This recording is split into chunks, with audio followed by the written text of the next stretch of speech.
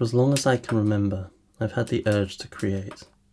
Throughout my childhood and supported by my parents, I explored as many creative explorations as possible, and although some weren't complete aesthetic failures, none of them seemed to be the right form of creative expression for me.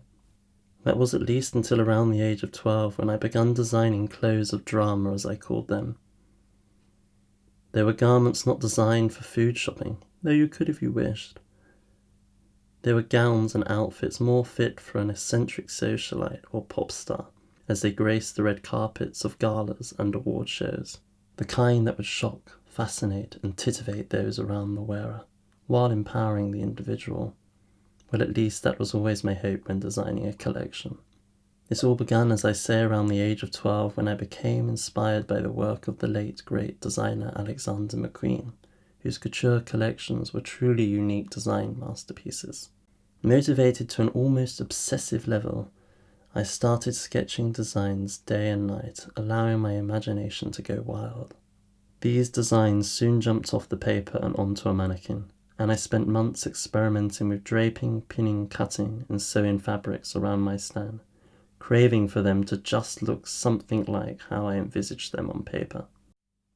Then somehow, whether it be months of obsessively creating, pretending I knew what I was doing, or a whole lot of luck, or most likely a mixture of the two, the garments I made grew into a collection bursting with PVC, leather, and lace, embellished with the likes of playing cards, CDs, melted vinyl records, and even large plastic bubbles. It was with this array of colourful designs I decided to put on my first catwalk show in 2011, incorporating a craft fair in order to raise money for BBC Children in Need. The runway began, and besides a small technical difficulty with the music to begin with, the show went smoothly, giving birth to my love of fashion and deciding I would make this my career. From village halls and small churches, I slowly worked my way to the runways of London and finally Brighton Fashion Week, my last show.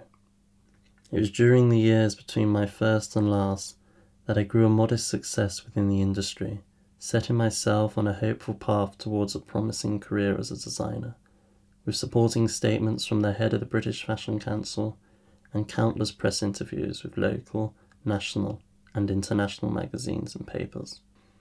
Halfway through my fashion journey, I met a mentor who taught and helped me develop far more advanced skills, allowing me to finally create the garments of my visions into a perfect reality.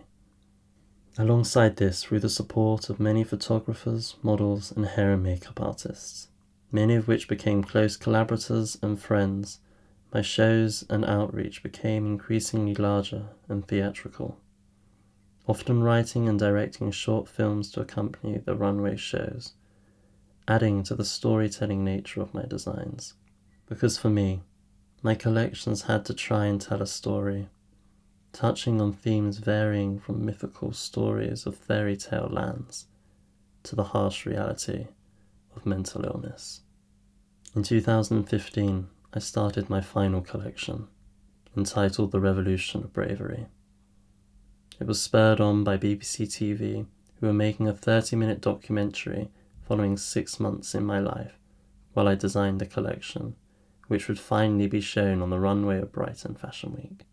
The collection and show would be my biggest yet, filled with complex and intricately constructed garments, overflowing with symbolism, all in order to represent different mental illnesses in a physical form. The 6 exhausting yet exhilarating months flew by as I worked day and night creating a collection while filming the BBC documentary and studying at college. I will forever be grateful for this time and all I learnt during it, for it was during this short period of my life that my fascination for the craft of filmmaking was reborn. Because alongside my love of fashion, the making of little films runs deep in my earliest memories. From as soon as I could speak and walk, I would commandeer the family camcorder and make short films. With this reawakening beginning to burn within me once again, alongside the cold, quiet aftermath of the busiest 6 months of my life, I began to question if fashion would be the right industry for me. I began designing at such a young age and had put so much into it over the years. However, I now found myself unable to design original garments, and became increasingly frustrated and angry with my inability to be original. Spending 8 months trying to design a new collection, and becoming more and more down, to the point of spending hours unable to move from my bedroom floor, contemplating thoughts of hopelessness and self-pity, as well as thoughts like, I will be stuck in this industry for at least another 40 years, and for each of those years you will have to design on average 6 completely original collections, with each one having to be better than the last. This dark period of my life went on for almost 2 years, including some extremely low moments. That was until I began to submerge myself back into film, first by exploring film history and coming across filmmakers like Jarman, whose deeply poetical, politically provoking, and beautifully artistic films inspired me to write a short film, buy a Super 8 camera, and call a select few friends I made in the fashion industry and make a short film called The Dreaming. Coming together, combining our creative minds and pushing as far as possible, we collectively made the film. Then, in the coming months, I made my best and most life-changing decision yet.